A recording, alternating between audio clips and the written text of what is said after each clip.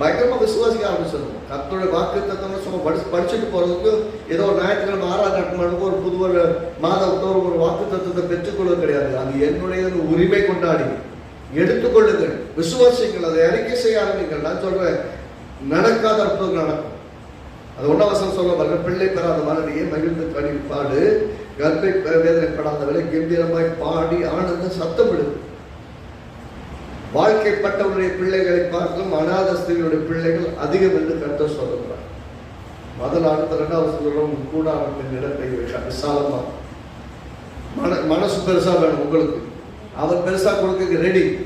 அதை வைக்கிறதுக்கு உங்களுக்கு வீட்டில் இடம் இருக்கா, உங்க இறுதிக்கு இடம் இருக்கா, உங்க வாழ்க்கையில் இடம் இருக்கிறது கேள்வி. உன் கூடாரத்தின் இடத்தை விசாலமாக்கும், வாசஸ்தலங்கள் திரைகள் விரிவாகட்டும், தடை செய்யாதே. அநேக சமயத்துல விசுவாசிக்கிற விஷயத்துல நாம தான் கர்த்தருடைய கருத்தை தாழ்த்தோம். போதாண்டவரே, எப்ப போதுன்றோமோ அதுக்கப்புறம் பொழுது இருக்காது.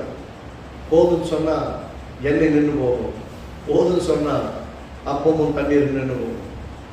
போதுன்னு சொல்றீங்கன்னா அவ்வளோதான் பிடிச்சி போச்சு. கத்தை பொறுத்த வரைக்கும் எனக்கு போதும் திருப்தி அடிச்சுட்டு அதுக்கு ஒன்றும் கொடுக்க முடியாது, குடித்தாலும் உங்களுக்கு பிடிக்காது. போதும் என்ற மனநிலை வேண்டும்.